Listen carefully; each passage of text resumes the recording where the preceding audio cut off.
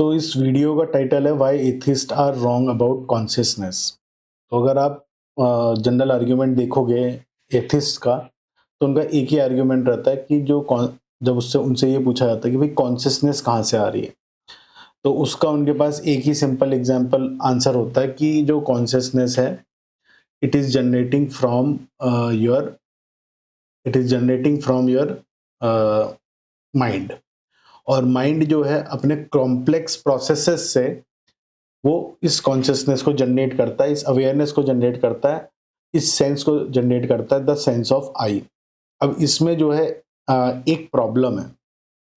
Problem क्या होती है कि जब भी आप कोई चीज जनरेट करते हो, कोई भी चीज जब कोई चीज जनरेट करती है, तो वो तभी जनरेट कर पाएगी जब वो उसके अंदर उसका कोई एलिमेंट होगा। जैसे कि आपको मैं अगर सरसों के बीज दे देता हूं, तो सरसों के बीज को जब आप क्रश करोगे तो वो क्या बन जाएगा, उससे तेल निकलेगा। लेकिन उसके लिए तेल होना जरूरी है। अगर सरसों के बीज के अंदर तेल नहीं होगा, तो आपको जो है, चाहे आप कितना भी क्रश कर लो सरसों के बीज को, वो कभी भी तेल प्रोड्यूस नहीं कर सकता। और यही लॉजिक जो है कॉन्शियसनेस के साथ भी लगता है। क्यों? जब तक ब्रेन के अंदर खुद कॉन्शियसनेस नहीं होगी, तो no matter what it does, it can not generate consciousness.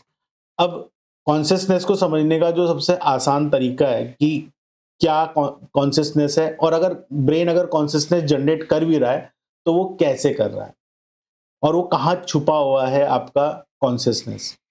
अब देखिए, अगर मैं आपसे बोलूं कि एक बार मैग्नेट में आपको दिखाऊं और मैं बोलूं कि ये बार मैग्नेट क्या है, तो ये बार मैग्नेट एक ऐसी चीज है जो मैग्नेटिक फील्ड को जनरेट करता है। लेकिन वो मैग्नेटिक फील्ड को इसलिए जनरेट कर पा रहा है क्योंकि जो इलेक्ट्रॉन का स्पिन होता है, उसके अंदर जो है इलेक्ट्रॉन की स्पिन की वजह से मैग्नेटिक अफेक्ट होता है, उसके अंदर मैग्नेटिक अफेक्ट आता है, मैग्नेटिक इलेक्ट्रॉन की स्पिन की वजह से। वो जब अलाइन कर दिया जाता है, तो basically what you are doing, you are amplifying the affect. आपने क्या किया कि उस सारे के सारे जो इलेक्ट्रॉन्स थे, उनके अंदर के जो मैग्नेटिज्म था, उसको आपने अलाइन कर दिया एक तरफ, और आपने एक पूरे के पूरे बार मैग्नेट में मैग्नेटिज्म जनरेट कर दी। तो अगर उस इलेक्ट्रॉन स्पिन के अंदर मैग्नेटिज्म नहीं होता, तो आप चाहे कुछ भी कर लेते, आप मैग्नेटिक इफेक्ट जनरेट नहीं कर सकते हो। And that is the same concept behind your consciousness. Consciousness rudimentary level में कहीं ना कहीं मैटर के अंदर छुपा हुआ है, और वो फंडामेंटल मैटर के अंदर छुपा हुआ है। और उस मैटर को भले ही हम ये बोल सकते हैं कि ब्रेन क्या कर रहा है, उस सारे के सारी जो कॉन्शियसनेस है उसको इकट्ठा करके एक स्ट्रीम में ला रहा है, और उसको हम क्या कर पा रहे हैं, ऑब्जर्व कर पा रहे हैं। अब इसका एक बड़ा सिंपल सा एग्जांपल है कि आखिर कॉन्शियसनेस क्या एग्जिस्ट करती है मैटर के अंदर, जो एलिमेंट्री मैटर है। तो उसका जो आंसर है वो ये है कि वो ना केवल उसके अंदर एग्जिस्ट करती है, वो ना केवल वो मैटर के अंदर एग्जिस्ट करती है, वो फ्री स्पेस में भी एग्जिस्ट करती है।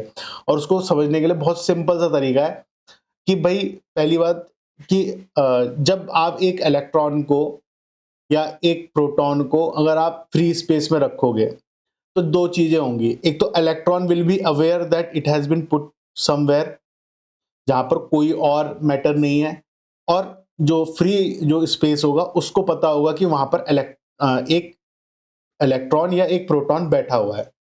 अब हम कैसे कह सकते हैं कि भाई इलेक्ट्रॉन और प्रोटॉन का जो प्रेजेंस है वो आपके फ्री स्पेस को पता है। अगर फ्री स्पेस को नहीं पता होता, तो वो कभी भी इलेक्ट्रिक फील्ड जनरेट नहीं कर पाता। अगर फ्री स्पेस में वो इलेक्ट्रिक फील्ड जनरेट कर पा रहा है, तो इसका मतलब ये हुआ कि या ग्रेविटेशनल फील्ड जनरेट कर पा रहा है, तो इसका मतलब ये हुआ कि जो फ्री स्पेस है उसको पता है कि वहां पर उस किसी पर्टिकुलर पोजीशन में इलेक्ट्रॉन और प्रोटॉन रखा हुआ है। अब अगर दूसरा इलेक्ट्रॉन और प्रोटॉन उसके कांटेक्ट में आता है, उसके करीब आता है, तो इलेक्ट्रिक फील्ड उसको, जो फ्री स्पेस है, वो उसको इंफॉर्मेशन देगा कि भाई यहाँ पर आपका क्या है, यहाँ पर आपका एक दूसरा प्रोटॉन या दूसरा इलेक्ट्रॉन बैठा हुआ है। और उनके बीच का जो इंटरेक्शन होगा, भले ही चाहे वो अट्रैक्टिव फोर्सेस का इंटरेक्शन हो, चाहे वो रिपल्सिव फोर्सेस का इंटरेक्शन हो, लेकिन वो जो इंटरेक्शन हो रहा है वो थ्रू फ्री स्पेस हो रहा है। अब अगर इसमें अगर हम और आगे बढ़ते हैं और हम क्वांटम फील्ड की थ्योरी में जाते हैं, तो क्वांटम फील्ड में वो एक कॉन्सेप्ट उन्होंने डेवलप किया कि जो फोर्स एक्सर्ट हो रहा है, वो एक कोलैप्सिंग फोटॉन की वजह से हो रहा है। तो बेसिकली होता क्या है, ये है कि जब 2 इलेक्ट्रॉन एक सर्टेन डिस्टेंस में होते हैं, तो ये इलेक्ट्रॉन इसकी पोजीशन में एक फोटॉन जनरेट करता है और वो फोटॉन जो होता है, उसके ऊपर फोर्स लगाता है। किसके ऊपर? उस इलेक्ट्रॉन के ऊपर फोर्स लगाता है और फोर्स लगा के वो कोलैप्स कर जाता है और जनरेट होता रहता है, कोलैप्स होता रहता है, जनरेट होता रहता है, कोलैप्स होता रहता है। लेकिन वो जनरेट कहाँ से हो रहा है? वो फ्री स्पेस से जनरेट हो रहा है। अगर फ्री स्पेस को उसके बारे में नहीं पता होता, उन इलेक्ट्रॉन्स के बारे में नहीं इंफॉर्मेशन होती, तो ये इंटरैक्शन नहीं हो सकता था। इसका मतलब ये हुआ कि जो कॉन्शियसनेस है, वो जो रूडामेंट्री अवेयरनेस है, वो इलेक्ट्रॉन के अंदर भी है, प्रोटॉन के अंदर भी है और फ्री स्पेस के अंदर भी है। तो ब्रेन है क्या? तो brain is a engine which generate this consciousness. वो एक ऐसा डिवाइस है जो उस कॉन्शियसनेस को स्ट्रीमलाइन कर रहा है। जैसे कि अगर आप उसकी बात करते हैं, बार मैग्नेट की बात करते हैं, तो बार मैग्नेट बेसिकली क्या करता है?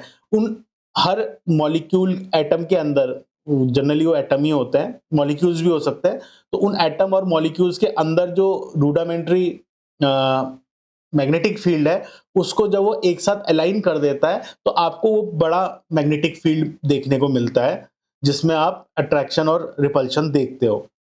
लेकिन वो फील्ड जो है, उन मेटल के उस इलेक्ट्रॉन के अंदर बैठा हुआ है, जो उस मॉलिक्यूल के अंदर है।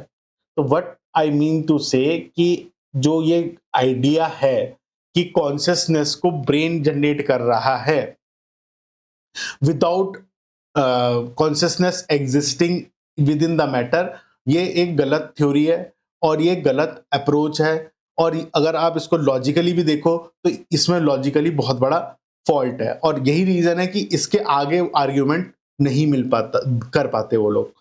तो यहाँ अगर कभी भी कोई अगर इस तरीके के आर्ग्यूमेंट्स करे, तो उनको हमेशा ये बताइए कि भैया, जो कॉन्शियसनेस है, कोई भी चीज जब प्रोड्यूस होती है, तो वो उसके अंदर होनी चाहिए, तभी वो प्रोड्यूस होती है। अब अलग बात है कि अंडा पहले आया या मुर्गी पहले आई, लेकिन जब अंडा आ जाता है तो मुर्गी भी आ ही जाती है और जब मुर्गी आ जाती है तो अंडा अपने आप ही आ जाता है, क्योंकि अंडे को मुर्गी ने ही पैदा करना, मुर्गी को अंडे ने ही पैदा करना है और मुर्गी ने फिर अंडा पैदा करना है। तो यही कुछ कॉन्शियसनेस और मैटर के साथ है। तो अगर ब्रेन अगर ब्रेन कॉन्शियसनेस को जनरेट कर रहा है, तो वो जनरेट इसलिए कर पा रहा है क्योंकि उसके अंदर ऑलरेडी कॉन्शियसनेस है। Only thing that it is doing, like a magnet, it is streamlining it, कि वो जो रूडामेंट्री कॉन्शियसनेस थी, उसको इकट्ठा करके उसको क्या कर रहा है, उसकी फील्ड को बढ़ा रहा है और and then we are experiencing that consciousness. तो अगर ये जो है, ये एक बहुत बेसिक कॉन्सेप्ट है और अगर आप अद्वैत की फिलॉसफी को पढ़ेंगे और समझेंगे, पढ़ तो नहीं सकते आप, उसको समझ ही सकते हो। जब आप उसको समझेंगे, तो आपको समझ में आएगा कि मैं क्या बात कर रहा हूँ। और ऐसी कुछ अगर आपको वीडियोस जाननी हो अलग-अलग चीज़ों के बारे में, स्पेशली रिलेटेड टू अद्वैता, तो आप इस चैनल को भी सब्सक्राइब कर सकते हैं। Thank you.